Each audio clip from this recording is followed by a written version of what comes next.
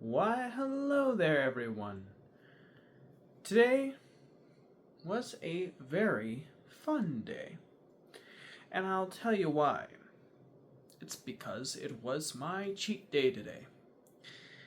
And because it was my cheat day, I saw it as an opportune time to make the everything in the kitchen sink cookies in the morning as soon as I woke up at around 7:20 a.m.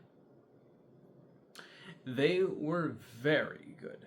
They had a mix of pretzels, caramel popcorn, kettle cooked chips,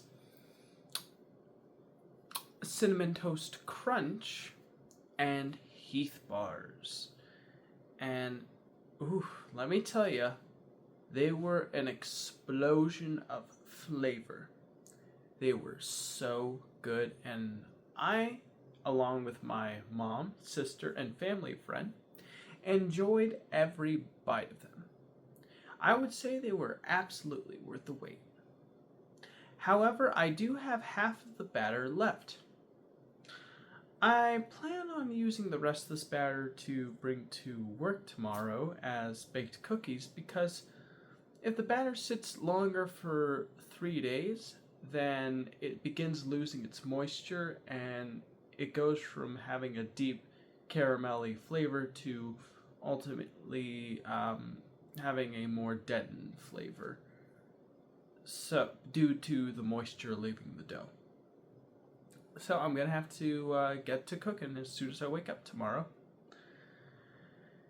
Well,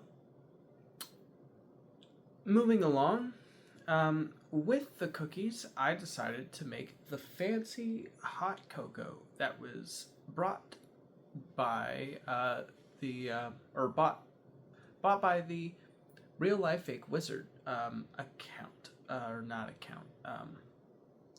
website called Wizard Standard. I finally was able to try some today, and I have to say that this was the real deal. The cocoa had a very rich flavor.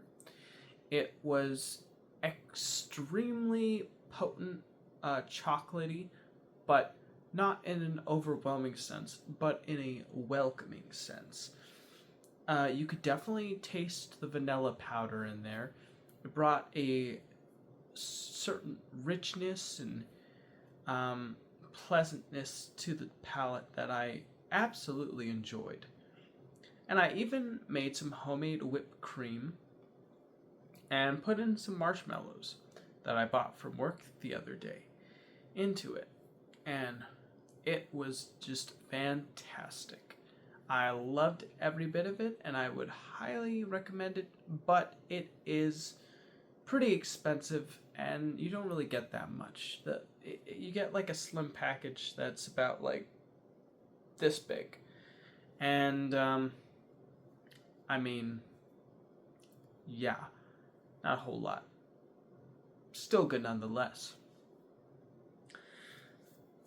Well, of course, I tried to make my mom the hot chocolate, but by the time I was done making it, she needed to leave for work. She was able to have some cookies though, and she thought they were really good. Our family friend was able to have cookies too, and she thought those were really good as well. And yeah, I also agree, the cookies were amazing. I even baked a fresh batch and put them on a plate and brought them to my sister after my mom had left and asked her opinion. So she tried one and she said they were amazing. So these cookies were the real deal. Big thumbs up from all the family members across the board. And yeah, really happy about that. Well, now that we've covered that, I had the cookies and the hot chocolate. I was watching a Digital Foundry video about the Final Fantasy Remake Intergrade port on the Switch 2. Apparently there was a demo that was recently released, and I was hearing the analysis and opinions of both John Letterman and the Yes guy. I'm forgetting his name right now, sadly. But yeah, they both had some pretty good opinions on the game. They said that it was bringing the visual feature set of the PlayStation 5 port, Final Fantasy VII Remake Integrate. So you're getting volumetrics, you're getting more rich lighting, and you're basically just getting a more fully fleshed out experience. Also, due to the faster loading and read speeds of the Switch 2, you will be getting faster load times than the PlayStation 4 version. So that will be cool to see as well. So, I'm not really a Final Fantasy guy that much, if I'm being honest with you. The most Final Fantasy thing I played from beginning to end is the Kingdom Hearts franchise. And that's mostly just because I'm a huge Disney... Well, I was a huge Disney fan until, they announced they decided to give OpenAI $1 billion so they could use Sora to release AI slop on their Disney Plus service. Now I just... I don't really want to financially support them anymore. I want to hit them where it hurts so they can realize the really bad decisions they're making. So, yeah. But anyways, getting off topic. This looks like it's going to be a really good port, and looking forward to when it releases. Apparently it has really good HDR. Anywho, my sister eventually arrived out. We both decided to get some more cookies. I made her some cocoa with a fancy hot chocolate mix. And then we decided to watch a Papa Meat video together where he's talking about Star Wars fans and some of the more crazy stories that have arisen from that fandom. Specifically, stories about parents who legally named their child Luke Skywalker, for which the child sadly got bullied for his name. And then there was a lady who decided to get her name changed to a fictional character from the Star Wars universe. And because the name was copyrighted, she wasn't allowed to travel from air flight. So that, I guess that's pretty interesting. If you don't want to have your offspring restricted to flying, or if you don't want to be restricted to flying, don't call you or your relatives fantasy characters legally if they are already copyrighted. So I guess that's some good, useful information to know from the video. Other than that, he was making fun of fans LARPing, and like there was like a woman and a man who lightsaber dueled at a wedding, and he pretended he was like an old man who was just kind of awkwardly watching his children nerd out about what they were doing, and like looking confused and old and having like an old man filter on his face.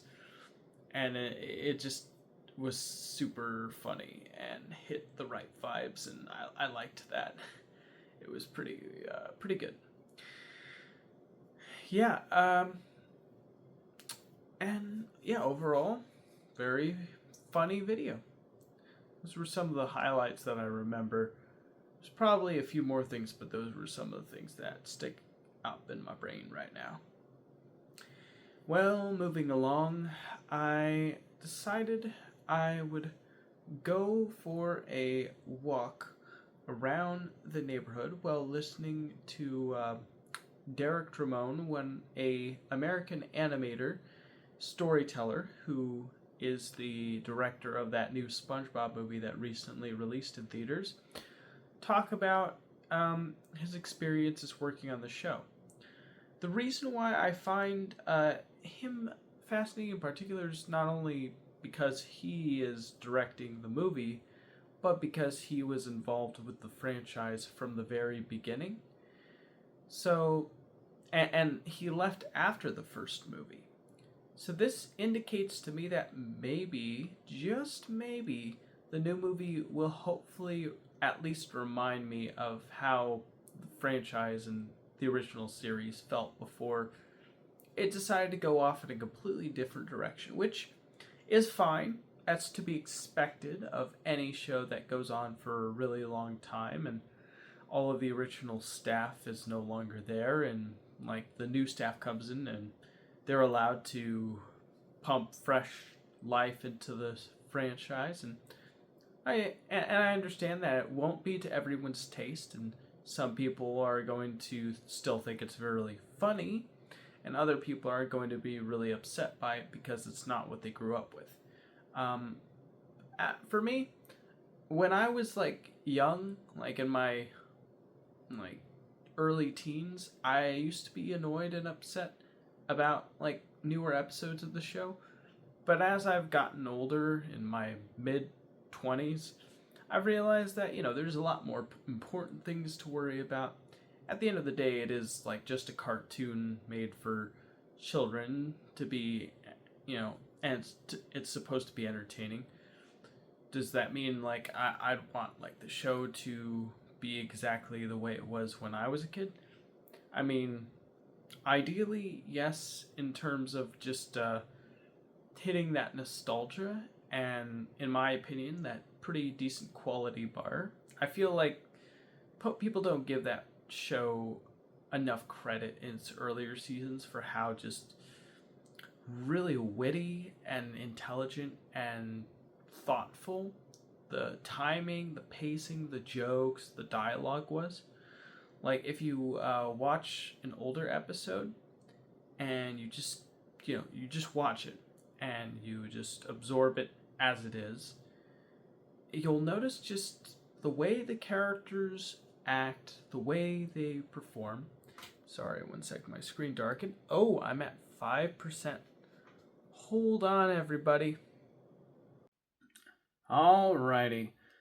Had to go into my room and plug the phone back in so that it wouldn't die. It was at 5%. Alright. Let's continue. So, as I was saying, I feel like the original show just had such a unique and mature, biting wit about it that people don't really talk about, I feel.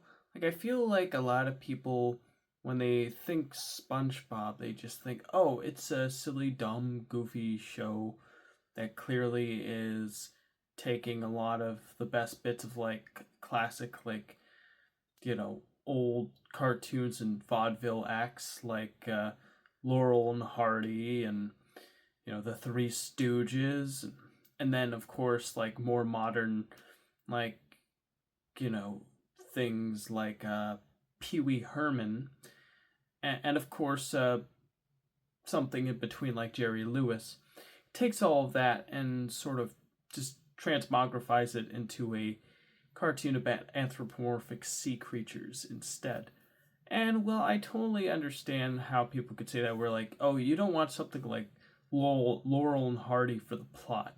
You watch it because you want to see these characters get into wacky, dumb antics and, see what kind of silliness that happens to them.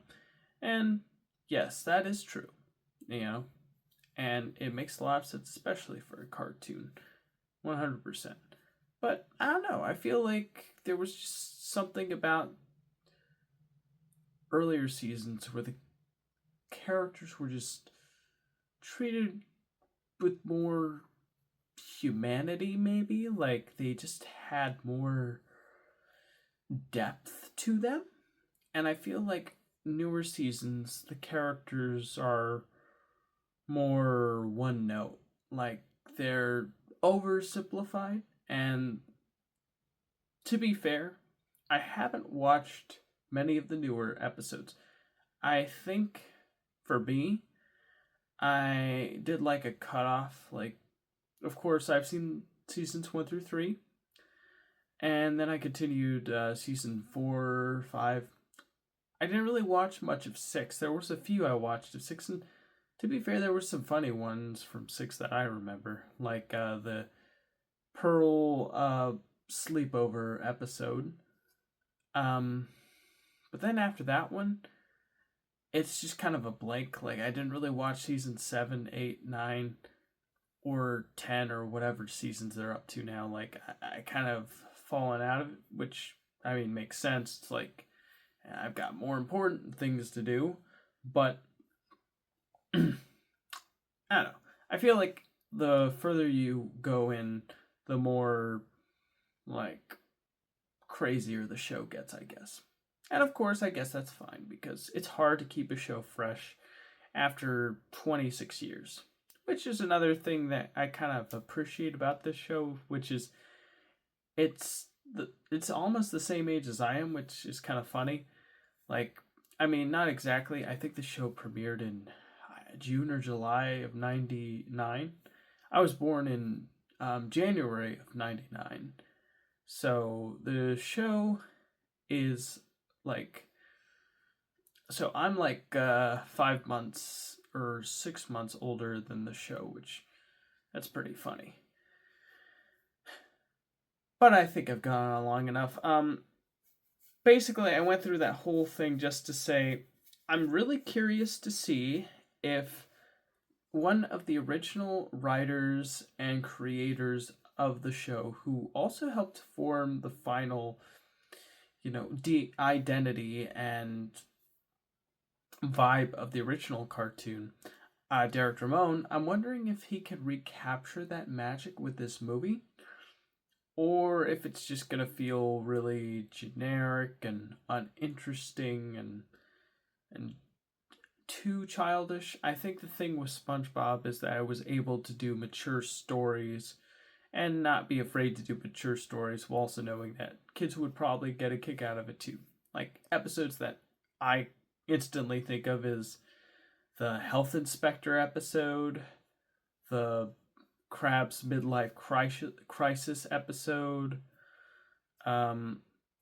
There's some innuendos in there, like an episode where SpongeBob says, "Patrick, your genius is showing," and then Patrick's like, "Where?" and he covers his like private. So, clearly, like, the show wasn't afraid to do more edgy or adult humor. But I remember I stopped watching newer episodes because I feel like it just became too childish, and in a way where it's like, sure, I guess you could argue those older episodes' humor was childish, but it was childish in a way that was clever and treated the audience with respect, and also was just more thoughtful. So, I don't know. But that's enough harping on it. I'm very really curious. I believe I will be seeing this new movie because, I do enjoy going to see like a good animated film in theaters every now and again. It's a good escapism, especially from the hardships of life, and just gives you a good like 80 90 minutes to just relax and enjoy something that reminds you that life can be funny and silly and lighthearted, and that'll be cool to see. But yeah, I was listening to Derek Dramone talk about their creative process for making the original series.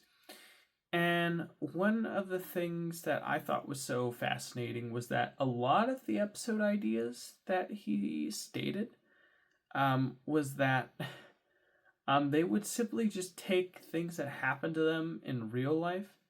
For example, he gave a funny story where his wife had a birthday party planned that was a surprise party.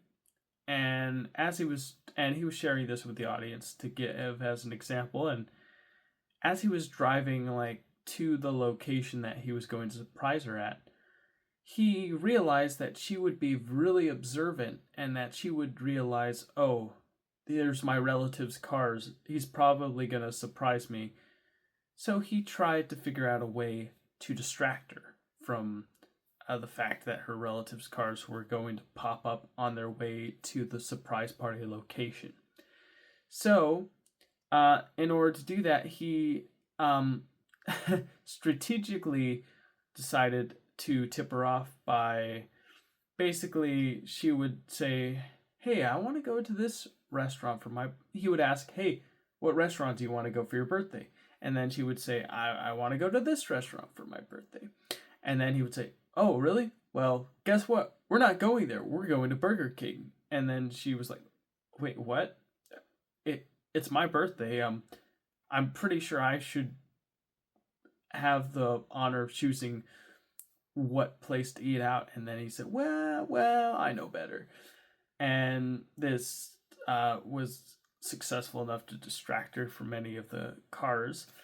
So eventually, when they arrived and she was probably mad, everyone cheered and celebrated and gave her a surprise party for her, and she was like taken aback by it, I would imagine. But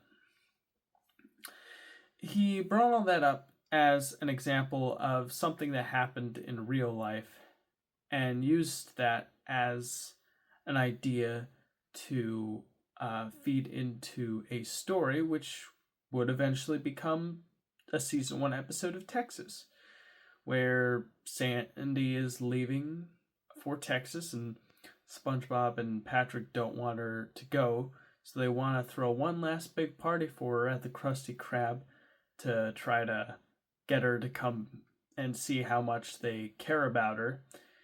But she's so dead set on Texas that she doesn't want to really hear what they have to say. So they do the one thing they know how to do, and that's to annoy her by talking about how much they think Texas is awful. And because she loves Texas so much, she takes offense to this. And so they're like, "Oh, you're going to have to catch us." And they decide to lead her right to the Krusty Krab for the surprise party. So, as you can see, elements of what Derek experienced was taken and used as inspiration for what would end up being the Texas episode.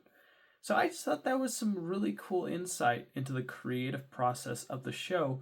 And I think it's just a really good example of why the show just struck a chord with so many people and continues to strike chords with people. It's that they're basically just animate my lives, but without the narration and the heavy-handed, delivery. It's just, well, okay, maybe that's not a good way to say it. Without the, obvious delivery, I guess. It's just, it naturally integrates real life situations into a story in a way that anyone can watch and point to and be like, "Oh, that's relatable. That's happened to me before." "Oh, I could see myself in that character, And I think that's one of the reasons why SpongeBob just has managed to stick around for 26 years, where most other cartoons just flounder and end up getting canceled. Because I feel like a lot of cartoons, they just go by the book. They go by, "Oh, there's only 7 stories, and you can only tell those stories, and that's it." But, clearly, there aren't 7 stories. There is the story of anyone who's had a lived experience, and then retelling that story to the audience is what makes it unique and interesting to listen to. And, which is why it's so interesting hearing Derek Ramone being interviewed on that stage back in 2018 after they showcased a 16mm print of the SpongeBob movie to an audience. And there was an audience member that asked what were inspirations for the movie. And he said, at the end of the day, you're going to notice a lot of these things, because the audience member asking him the question was, "Yeah, I noticed in this movie there's a lot of references or lots of parallels to stories like Homer's The Odyssey or The Little Mermaid." And then and then Derek was like, "Well, in entertainment showbiz, you're naturally going to come across the seven same stories, but told in slightly different ways. And at the end of the day, those are going to be the go-to stories to come back to again and again. And the only thing you can do is just put a slight twist on them to make them more of your own. And yeah, there you go. And I thought that was kind of an interesting thing to say. Because he literally went through an example a little earlier about how the creative process for the show went, where they literally just translated their lived experiences into episodes, and he kind of just turned it into, no, that this was just there's a formula to this, but we add a little of our own spices to make the formula a little more enriched and interesting. Kind of a weird contrast, but I understand, because apparently, like, when the film was being made, he described Steven Hillenburg, who was working on the film, that he went out to buy like books about like how to make a movie. And so I feel like when he went to make the movie, he followed more of a formula, whereas with the episodes, things were more dynamic and interesting because it was more spontaneous. So I guess that's why that contrast between how he described working on the original show existed versus how he described working on the movie. Just thought I'd bring that up because I think that's really interesting. I think looking back at it, I remember watching the movie back in 2005 at age 6 and thinking to myself, I don't know why, but that felt a little more cheesier than the show. Even as a gosh dang 6-year-old, something about it felt a little more, I guess, structured, or not as spontaneous as the original cartoon. And it probably has something to do with like the original creator never having directed a film before, and his first time, and he tried to stick to the books, as it were, and that's why we ended up getting a film that I still enjoy. I still think is really funny. Like, I could watch it right now and still get a lot of enjoyment out of it, and I think it's still well done enough. But at the same time, I just think that it definitely feels a little more formulaic than a lot of the early episodes. Boy, this was a long rant about. But I was listening to all this while I was going for like a good 40-minute walk around the neighborhood. Now, when I got back, my sister wanted to go with me to do some more Christmas shopping. So I said, sure, we're going to do that. But first, I need to use the restroom. So I used the restroom. When I was done, we left. And our family friend said, hey, your hair's looking a little crazy. Maybe it would be a good idea to comb it before we're leaving. So I was like, all right. So I wet my hair, I combed it, and then we officially left. So we went to the stores. We got some supplies. We perused around a bit. Then, well, I'm skimming over this because I don't want to give, in case there are any family members watching this, I don't want them to really have, I want them to not have a clear idea of what I may or may not be getting, so that way they will be surprised when Christmas comes. So, yeah, but really it's the 23rd is when we're celebrating Christmas, because my sister needs to be back where she lives by the 25th because they gave her work on Christmas. But, anywho, yeah, so we went to one store, then we went to another store, got a call from my mom. She reminded me that I need to do a dental appointment, so I was like, all right. Then we went to another store, and then we finally had everything we needed. We drove off before we decided to stop by a nearby marketplace to pick up some soda. And as we were going to pick it up, I noticed that they were selling the brand new naked labeled chips, and I was curious because I was like, oh yeah, these chip companies are getting ready for the fact that they're going to be requested to take out their artificial red dye 40s in their food because apparently it's bad for you. But I'm curious. I want to know if it tastes similar to the uh, original chips. So I looked at one that I liked, and I always like a good hot Cheeto. So I grabbed the hot Cheetos and put them in the cart, and then we drove off. Now, when we arrived, before we left for home, me and my sister decided to try the naked Cheetos compared to the original red 40 hot Cheetos, and we ultimately came to the conclusion that there is a slight tinge difference in the naked brand versus the original brand, and that's that.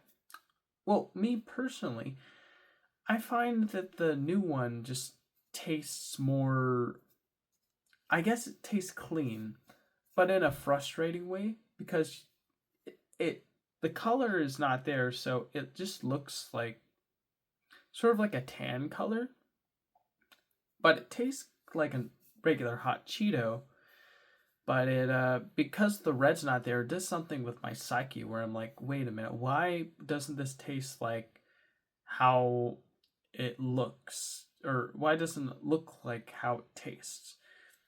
And we compared it with the regular Cheeto, and the weird thing is, I don't know why. I feel like this is a weird thing to say, but I feel like the red dye 40 ones had more of an aluminum-y aftertaste, whereas the new naked ones just have a cleaner, no aftertaste. That's probably an indication that's probably better for you, I suppose. But ultimately, yeah, I guess I'm just used to the originals, so I would prefer those more. Well, anyways, we returned back home. Right before I left for the dentist, I made sure to put everything we bought away. Then I need to use the restroom. Then I decided to brush my teeth and use some mouthwash before going to the dentist, so my teeth would be nice and clean for inspection. I said goodbye to my sister and I drove off. As I was driving off, I decided to listen to a little video where a guy was talking about his experience using mushrooms, just because I always find those stories so fascinating. Because, like, I'm never ever going to use anything like that ever. Because I think you should always experience life sober no matter what. Because that's, the default way your brain thinks and interprets the world around it, and thus any other way would just be a warped and poor interpretation of it. But this guy was basically talking about how he believes it's great for treating things like mental illness or depression, and he believed it helped him like rediscover his past and be more comfortable with himself. But it also kind of tripped him out a bit and made him feel a little, strange from the whole experience. It was a really mixed bag, and just more proof that it's probably 100% best to stay away from that kind of stuff. But anyways, I arrived at the dental office. I sat in, waiting my appointment after I checked in. And then I got my teeth cleaned, and I was told that apparently that tooth that I was just pointing at has it's pointing this way, not this way, and it looks like it's gonna be pushing against the tooth that's in front of it, and that's going to cause problems later down the line. That's gonna make that tooth uncomfortable. So they were recommending perhaps that removal of that tooth before that happens.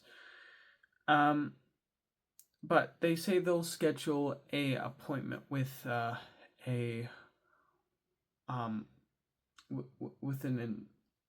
with a doctor on January 9th, which was interesting because when I was on the phone last time, I was told it was January 12th, which is why I blocked that day off on my work calendar. But now I'm going to have to go to work tomorrow and let my manager know about the change so that way we can adjust the schedule as needed.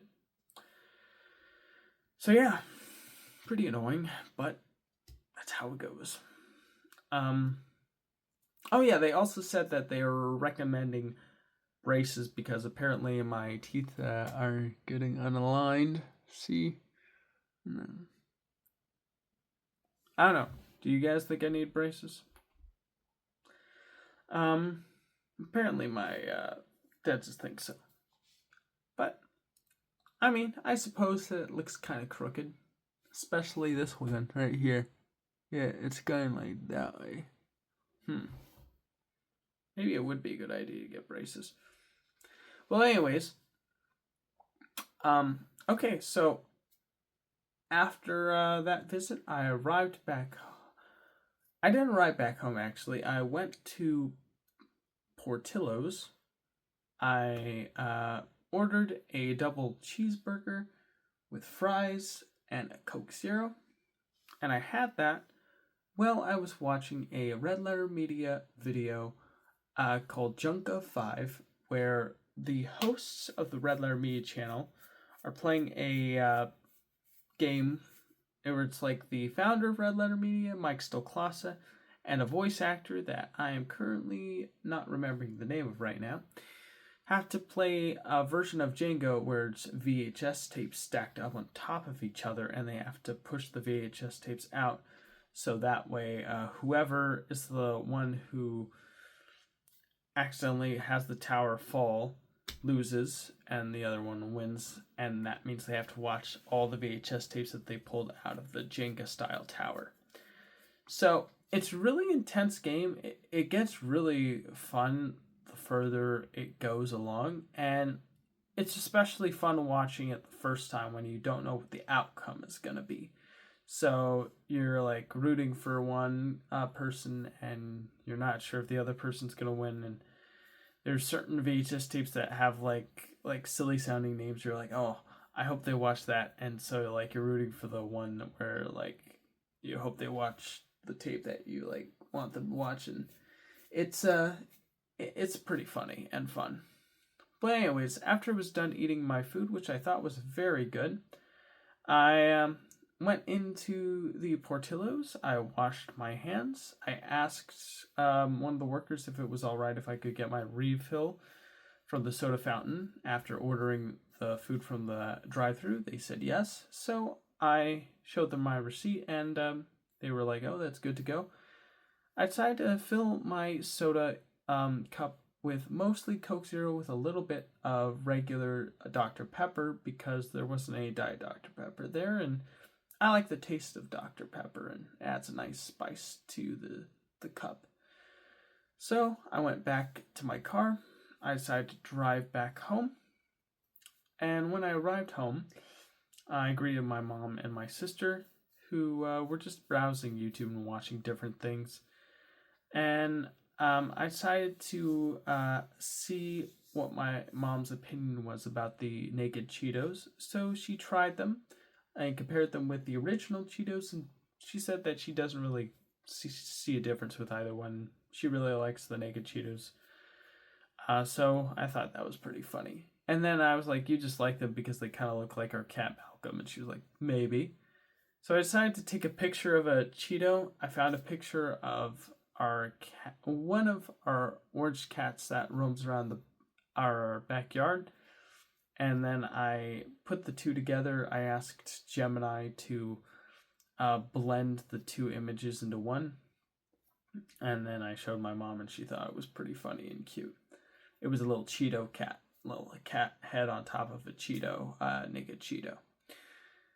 Yeah, and then afterwards, I decided to eat some of the roast beef that my mom and sister made, and they also made mashed potatoes too. and it was delicious. It was some of the best potatoes and beef I had ever tasted. It made me wish that I didn't get the burger and just ate at home instead, but I was like, no, this is my cheat day. I'm allowed to eat whatever I want, and I want a cheeseburger. So that's why I did it, and I mean, I enjoyed it well enough, but after eating the roast beef and, me trying to be frugal, it would have been a better idea to just have the roast beef instead. But hey, I wanted what I wanted, so yeah, I still enjoyed it. Oh yeah, and I also did get like some nerd candy too from our trip to the supermarket where we got the sodas, and I had some of that as well. They were like the little nerd candy pieces surrounding like gummies, and it was like lemonade flavored. Um, yeah, that was also really good. Well, anyways, after that, I remember I decided to make my sister and my mom hot cocoa. Because my mom hadn't had the cocoa yet, so I made that for her. Poured them into separate cups. I put some whipped cream in my mom's. My sister put some marshmallows in my mom's cup, even though my mom said she didn't want any. So my mom had some, and she said she thought it was really good. My sister said put some coffee shots in hers, and she also thought it was really good too. She was really happy about that. And then I tried washing the pan that I used to make the coffee. And afterwards, I decided to pour some Cheetos, naked Cheetos, in a bowl. Take my Portillo's soda mixture that I brought with me home, and I went in my room and continued watching the Red Letter Media Junka video. And yeah, that was pretty fun. Really enjoyed it. And eventually, after a while, I decided to listen to some different other videos on my phone. One was a guy, Preston Dennett, talking about alien encounters. The other one was Area 52, where the host of that channel was talking about the Council, a group of beings who all work together to make the lives of humanity better, or simply just observe them. I'm not 100% sure. And I decided to listen to this by going outside, grabbing my ear pods right here, which are actually Sony WHF 4000 pods, which I bought off eBay and had to hot gun and replace the batteries because the batteries were dying. So yeah, and that is pretty much where I last landed, where I decided to meditate for about 48 minutes. And then I was getting really sleepy, so I was like, okay, if I don't get ready for bed now, then I won't ever get ready. So I got ready. I took my vitamins, I brushed my teeth, especially after snacking on multiple different snacks, and I also decided to record this video. So that's pretty much my day in a nutshell. Overall, I did enjoy it, and there's a little stipulation at the end of this video, and that is that I'm actually planning on extending my cheat day to a cheat holiday. Again, much like I did for Thanksgiving. Reason being, it's the holidays, so I feel like I deserve this little home run to have a little bit of fun. But on top of that, I just bought some some dehydrated milk with some cheddar cheese and some macaroni, and I wanted to make the Babish dehydrated milk mac and cheese, which looked really good. And I wasn't able to eat that because I ate so much throughout the day that I was just not hungry for that at all. And also, we have apple pie in the freezer too, you know. So, again, we've got a lot of things that, like, a lot of naughty foods that I was able to get to today, and also it's the holidays, and I think I deserve a well deserved little break, and, you know, I think it would be fun. So, this is going to go from December 19th, today, all the way to, well, it's not today anymore. It's 1:09 in the morning. So, really, it's December 19th of yesterday to December 25th of Christmas. So, I'm just going to be looser today all the way to Christmas than I've been for the past 3 weeks. So, that should be fun. And that's going to do it for now. Thank you so much for watching. Really do appreciate it. And hoping to see you in the next video. Take care, everybody. Have a great day. Bye.